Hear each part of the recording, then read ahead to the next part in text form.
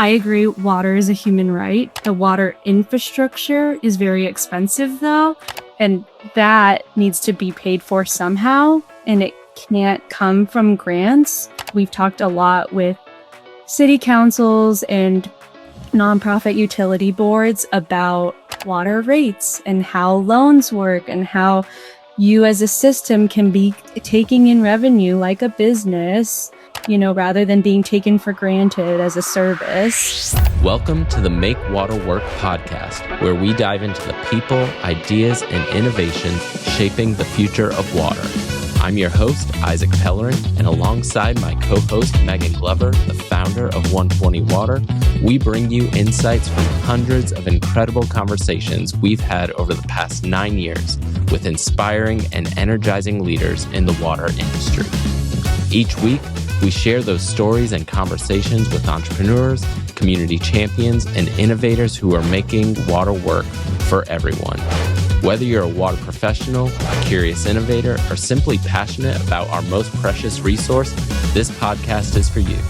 Let's get started. Well, hello, everyone, and welcome to today's Make Water Work podcast, where Isaac and I talk to water professionals who are innovating and serving the water industry. Isaac, who do we have today? Today, we are going to speak with Lia Clark. Now, this is kind of a first for our water Make Water Work podcast.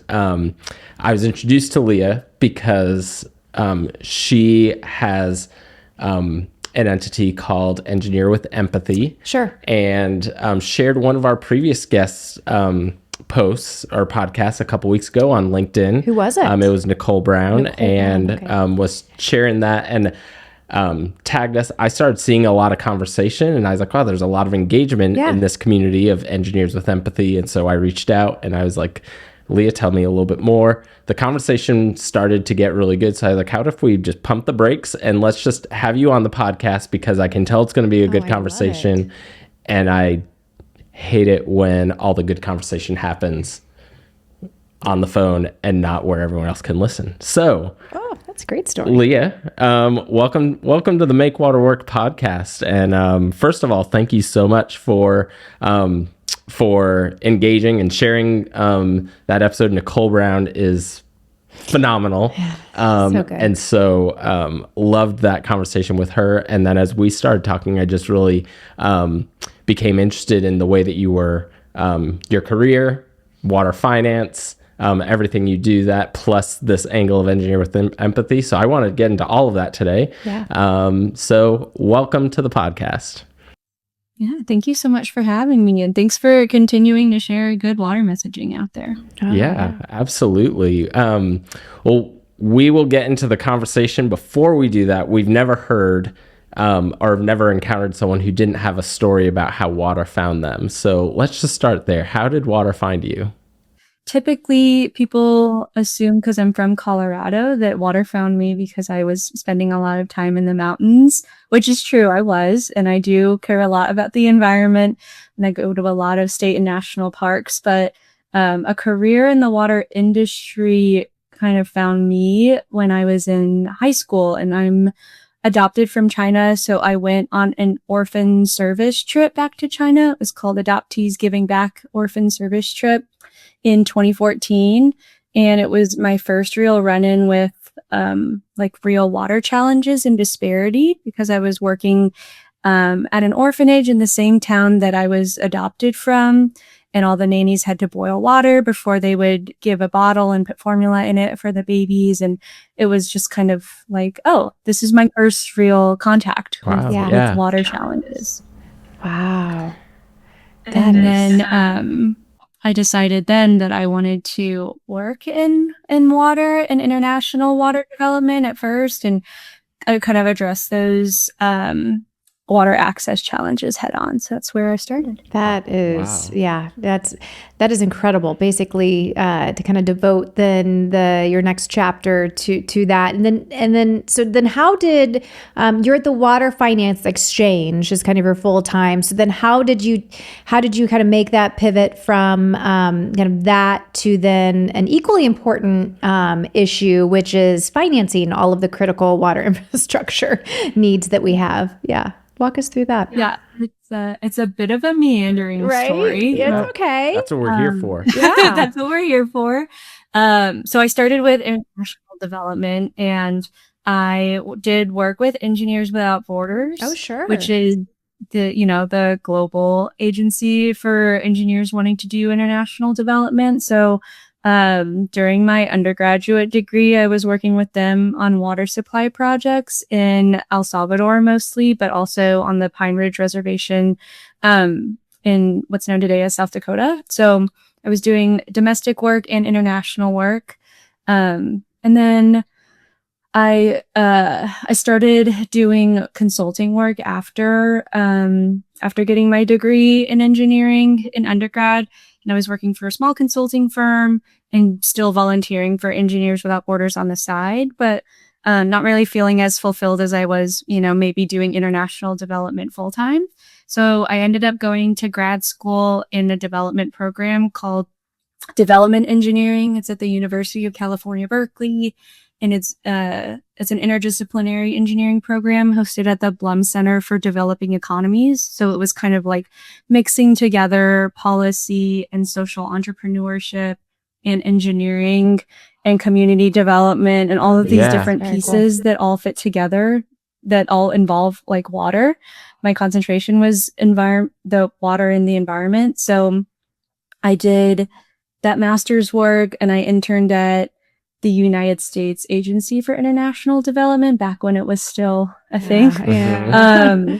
And during that time, I had a lot of opportunity to reflect through my graduate coursework and through my internship work on whether or not I wanted to do international work still, just because there's, some painful history that comes with international development and coming from the US and the global north. And so I did some soul searching and decided that I would do domestic work in the US and focus my time on underserved communities in the US. So I was doing pro bono engineering consulting work after my master's degree, and found that there's not really that much of a gap for consulting engineering for communities. That you can usually find a consulting engineer to help them, but what the typical gap is the funding and the financing for implementing the infrastructure projects.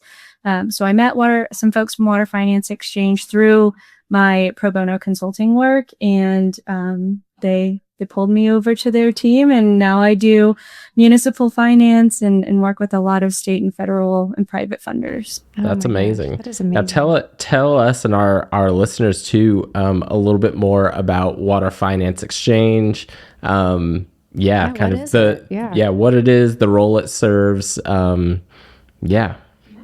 Yeah, it's a little bit of a funny company name. So we get that question a lot. Like, what do you do? What is WFX? We are a 501c3 nonprofit based in Washington, D.C. So we're a national organization, and we're primarily a technical assistance provider. So there's a lot of TA providers out there. I think one of the most acclaimed is RCAP, or the Rural Communities Assistance Partnership, and all of their affiliates. We were started in 2020, so we're fairly new to the technical assistance scene. And what sets us apart from other technical assistance providers is the focus on finance. So, in addition to working with communities on some of their rate studies and the state and federal funding schemes that a lot of other TA providers work with, we also manage our own grant and loan programs for communities. And then we work a lot with green-based and private funders to do like credit enhancement deals and make financing more affordable for communities. Mm. And what are some of the ways that you work with communities? So you mentioned underserved communities. Let's paint a little bit of a picture of what I want to say day in the life of, but maybe it's like a your most common year in the life of, like how does a project come about, and what are some of the financing challenges that you're helping them solve?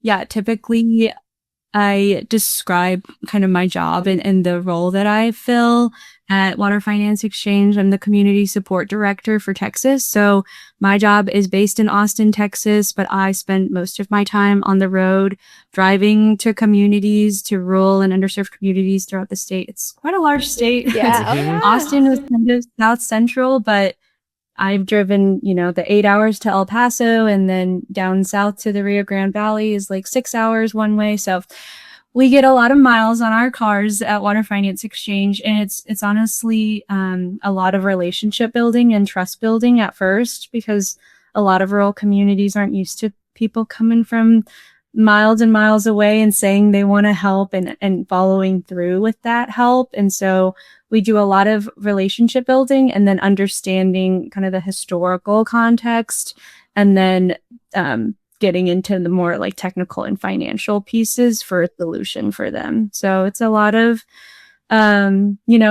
meeting people where they're at, figuring out what the problem is, and then peeling back the layers for what really the problem is. Because it's often not just that you need new pipes. It's often we haven't invested in our infrastructure for 20 years and we don't have a rate study, and half of our council probably doesn't really want a rate study. All of those pieces together, understanding all of that, and then coming up with a long-term plan for them. Mm-hmm. Yeah. And for those that may not be as familiar kind of with the industry and the breakdown, Isaac, you are always so good about saying that it's 85% of utilities have 5 or fewer employees. 3 or fewer employees. And serve towns, populations of 10,000 and under, right? Yeah. So, Texas is a big state, but, by and large, most of our water communities are small, rural, smaller communities. So without the workforce. And when you're putting the workforce, if they have 1, 2, 3 at best, folks who total full, like if they can even have that many full-time folks, then they're doing the work of running the water utility and not necessarily capital improvement planning, finding strategizing, the like we were talking about this on the phone before. I said, hey, let's just take this to the podcast. But it was more of a, we see the headlines, which is good, of, hey, here's infrastructure funding and Congress has $55 billion and that's going to flow. But practically the amount of time, effort, and energy of the process, it could take 80 hours to fill out a SRF application. And so that's all of a sudden going to be a barrier to access. And so would love some of the commentary that you might have on how you've seen that play out and kind of the impact of the work that you get to do. About 80 communities throughout the state, and all of them, or most of them, are under that 10,000 population, right? They're typically around like even under the 1,000 population. They're classified as very small systems. They're often, as you were commenting on, have not even one full-time staff. They usually have like a part-time staff member that works on multiple water systems in the area. So I know of a couple folks that are office managers for like 2 or 3 different water systems in their area. And if I catch them on the wrong day, then they have their different hat on for a different water system. So yeah, it's quite an administrative burden for water systems to track all of the different funding mechanisms that are out there. And many of them struggle to even procure the documentation that's required for just like an entry-level funding application, regardless of who the funder is. So all the funding agencies have different requirements, different timelines, and tracking all of that has kind of become some of what the technical assistance providers take on.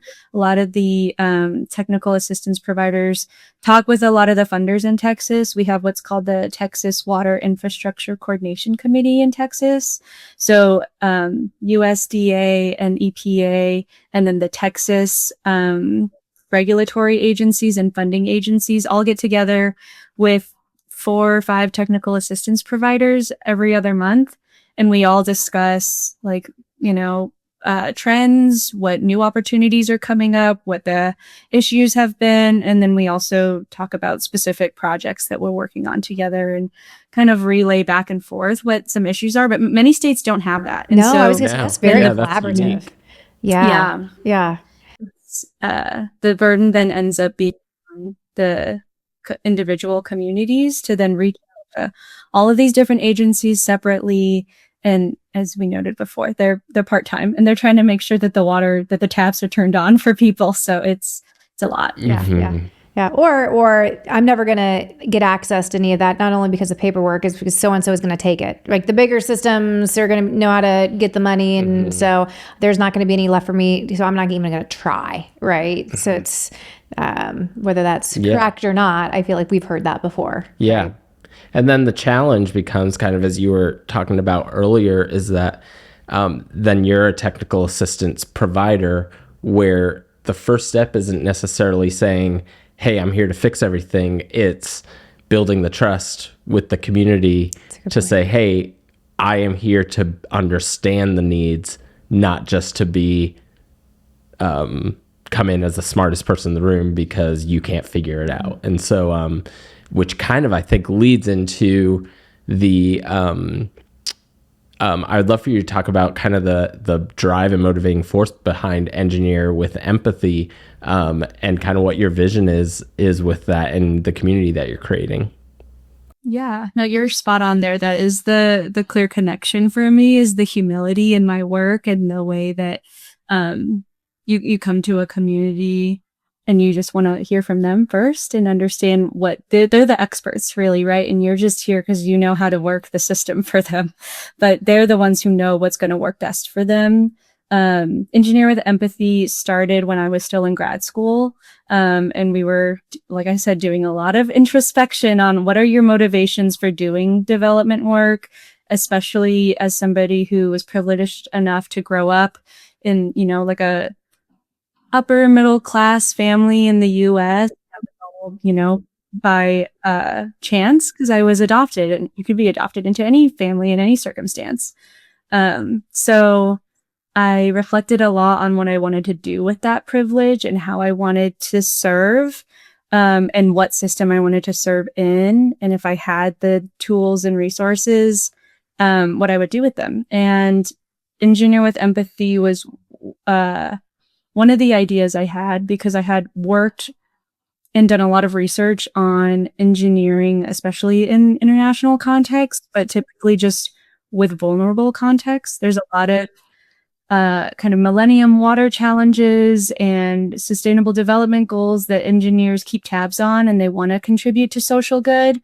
But I also know, having been schooled in engineering, that there's not a lot of time to actually learn about social justice work or what social good means or how to navigate like complex social, political, economic dynamics. Because to stay ABET accredited as an engineering university, you have to hit all of the technical things. You just don't have enough time to take a 20-year-old through all of that. And so I saw a real gap when I was talking to engineers who had really good intentions, but hadn't had any of the like soft skills training on working with specifically vulnerable populations, and understanding that, especially when you come into the room as an engineer, people are hesitant to question anything you say. You're elevated as a technical expert, even as an undergrad. If I told people I was studying engineering, they were like, oh my gosh, you must be so smart. And I was like, I'm 19. I don't know anything really, but, that's kind of the way that the engineering industry is viewed. And so Engineer with Empathy is a way of practice for folks. And I do one-on-one consulting and workshops with different firms that want to elevate the way that they work with vulnerable populations. Because there are many, like I said, many engineers, especially like those that are involved in Engineers Without Borders or their local AWWA or ASCE chapters, that they want to give back. They just, I think it's best for them to also learn the history of the communities that they want to work in, and understand that their knowledge and expertise isn't the only or the most valuable knowledge or expertise for the landscape. But yeah, I think that is so profound, and I think thank you first and foremost for seeing that and doing something about it, because I think that takes a lot of guts and time and energy to do that. So thank you for willing that into existence. And then I guess, how is the reception towards that? Do you find, is it primarily, I can't wait to get involved, or do you ever get any resistance to why should I have to learn this part of the job? I'm just curious, what's the sentiment out there? Yeah. Typically the like baseline assumption that Engineer with Empathy has is that engineers want to do a good job. And so there's a commonality that I set with a lot of the folks I talk to of like, what are your motivations for doing this work that you feel is like valuable? What are you taking away from it? And so it's fairly easy to get buy-in from folks who already see the value of doing like social justice work, I guess we can call it, but the typical like ESG giving back sort of work. So those are typically the folks that find me, the folks that want the firm to be doing those things. I think that the maybe like pushback or kind of the folks that ask why are typically then the business heads for that company on why should we invest in soft skills training over, like another software license, or I don't know, whatever else that the business folks are considering for investing in resources. It's pretty clearly documented that like empathetic communication can yield really good results in project implementation, but it's still extremely difficult to then like put your money where your mouth is and say, okay, we'll invest in soft skills training, take folks out of the field for a day and really do like a workshop that doesn't yield really like quantitative results immediately. It's a long haul, right? To do trust building and change the way that you like communicate in praxis. There's a lot of folks that I think would prefer to see more immediate results that can, like projects implemented. Yeah. Yeah. It doesn't help you win more things or do these kind of things, but it does from a trust building standpoint. You're always working on a balance of trust with anyone you're working with internally or communities. It's how much trust equity do we have to move things forward. If we don't have trust, it's going to stall. If we don't have trust, it's going to fail. Yeah. And it's just amazing to me. I guess I shouldn't say it's amazing to me. I mean, it doesn't surprise me, right? Understanding like how business works, all of that. But I just, to your point, I just think there's enough research and there's just enough just facts out there to show that people buy from people that they trust, right? And, if you can lead with empathy and earn the trust of the customer will give you more business day in and day out, right? And I don't know why we think that's a soft skill. I think that is probably the most powerful skill that a seller or relationship manager can have and possess is the trust skill. So I hear you, and it does not surprise me that we don't invest in it, but I don't know why, because I just think it is such the superpower that successful people possess. Yeah. I don't know. I'll get off my soapbox now, but it's served me well in my career. Now you have to deliver. I think trust is earned. I do believe that. I think trust is earned, Good point. right? Yeah. It's not a given. And I think maybe to get back on my soapbox with engineers, I do think sometimes people use the degrees and the pedigree and assume that's trust, right? Well, I possess these very tactical skills and qualifications, and therefore you need to inherently give me your trust. Yeah. And it's like, well, what have you done for me lately? Yeah.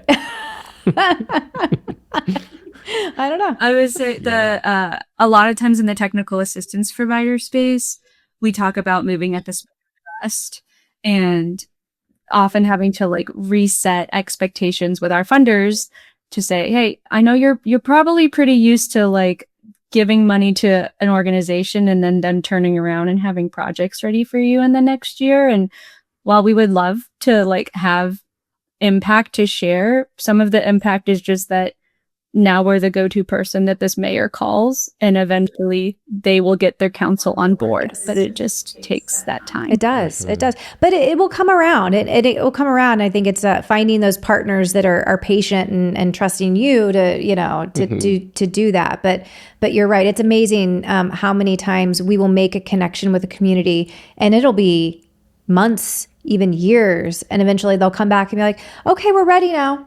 Yeah. We're ready. We're ready now to do this project. And it's like, well, you ghosted me. Yeah, I didn't hear from you. Yeah. Or some of it was done like you don't realize how much of the groundwork is laid because you showed up 18 months ago. That's true. And then showed up again. They were like, I know that when I'm ready, I can rely on you. Yeah. Yep. You'll be here. Yeah. That's great.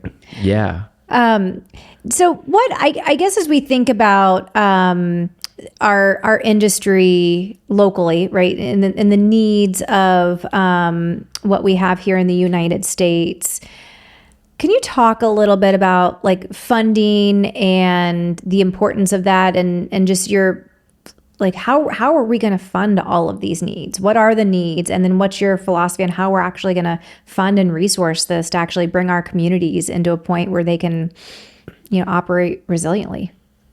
Yeah, well, that's such a big question. There's a lot of different moving pieces for it. On the state and federal funding side of things, you know, about state revolving funds, Texas received the third biggest pot of the state revolving fund money. Still, the state revolving fund program in Texas is 10 times oversubscribed. So even though Texas is getting a huge chunk of it, there's still billions of dollars that communities are asking for from the state revolving fund pot of money. And they're not going to be able to get their projects funded through that program just because there's of the sheer volume that's needed. And Texas is the example I pull from, right? Because I'm based in Texas, but I know there are other states that also have much less funding than Texas, and also the state revolving fund programs in those states are less tapped. There's some states that only have $5 million in state revolving fund. And what I know about water infrastructure is that is not enough for really any of the projects I'm looking at. So I don't think that federal funding will be able to solve the answer fully, but a lot of folks look to federal funding for the answer because that's historically where our infrastructure has been funded from. You know, like in the 80s, there was a lot of grant funding and a lot of water systems relied on that. And that was kind of the last time that their systems were upgraded, was maybe 40 years ago. And so now we're at a point where there's, you know, thousands and thousands of water systems that are looking for improvements for their infrastructure, and there's not enough federal or even state funding available. So part of what I've learned at Water Finance Exchange is the availability of private funding and going to banks. And there's a lot of metaphors that my boss has used on like personal finance for water utility finance.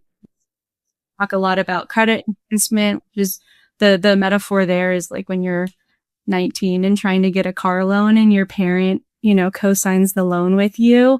Credit enhancement helps do that for water systems that can't get, you know, like a AAA credit rating, so they can't get the lower interest rate. So we work with our partners to set up a credit enhancement program. And by partnering with us and the philanthropic funders that we partner with, systems can get better deals. That still requires a loan though, right? So there's also this psychology around water affordability that it should be free because water is a human right. I agree, water is a human right. The water infrastructure is very expensive though, and that needs to be paid for somehow, and it can't come from grants. And so we've talked a lot with city councils and nonprofit utility boards about, you know, water rates and how loans work and how you as a system can be taking in revenue like a business, rather than being taken for granted as a service. Treat your, water system like a business so that you can get the revenue you need to pay people, to keep valuable staff on board, and also to improve the infrastructure so that you're not stuck waiting for the government to release another grant fund that might not come. Yeah. So that long-term affordability and financial literacy is a lot of what we teach to the communities we work with. But even if every water system out there has that level of literacy, there's still just so many water systems that are going out for all of this different funding. So we also talk a lot about regional collaborations.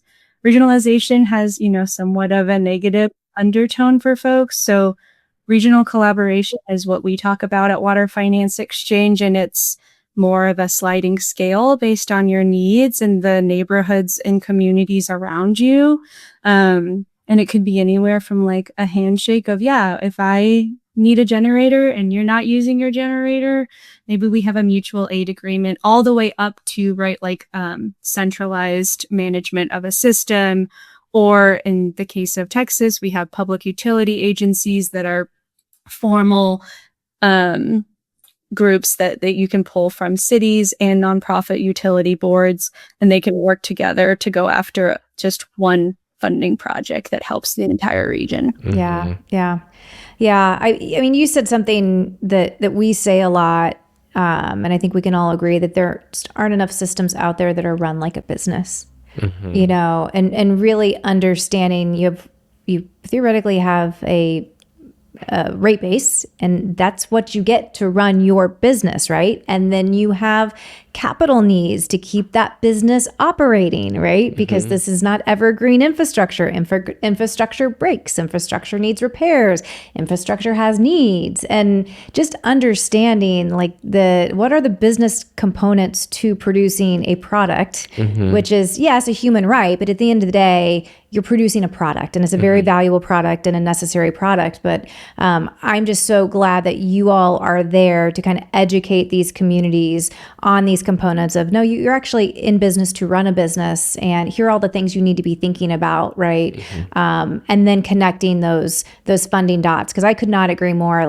The federal government isn't going to solve this problem. They're not going to, there's no way that they can pump, even if they could, enough money into the industry to solve the problem. So we've got to seek alternative and creative funding mechanisms. And I'm just so glad that you are here to do that. Yeah, this has been such a good conversation, and really appreciate you joining us for this. I want to ask just one last question, just in terms of when you look at the future, 5 years from now, what do you think water leaders should be thinking about now when it comes to finance and infrastructure planning? Yeah, that's a really good question. Honestly, because we don't know what's, going to happen with IIJA and all of the federal funding, my hope is that 5 years from now, water system managers can be thinking about their financial plan for the next 5 years, 10 years, that they have the ability and the financial literacy or even the resources to ask for help to understand what are our projections looking like for this year? Can we even cover our revenues now, or our expenses now with the revenues we have? And what does it look like 5 years from now? I know a lot of the folks I'm talking to, especially in Texas with the growth that we're seeing, and especially with the tech industry coming to Texas, there's a lot of folks that have questions on if their water systems can supply what's needed. And part of that question is, do we have the resources to build up the infrastructure to be able to deliver on those needs? Yeah. Love it. Well, thank you so much for this conversation. Thank you for the work you do. I'm inspired by engineers with empathy and then learning more about the Water Finance Exchange. And so thank you for being part of this community. And thank you to all of you who tuned in and listened. We love getting to have these conversations with water leaders who inspire us. And so please, if you enjoyed this, please like, share, follow, reach out to us. Let us know who else you would love to hear from who makes water work, and we'll see you next time.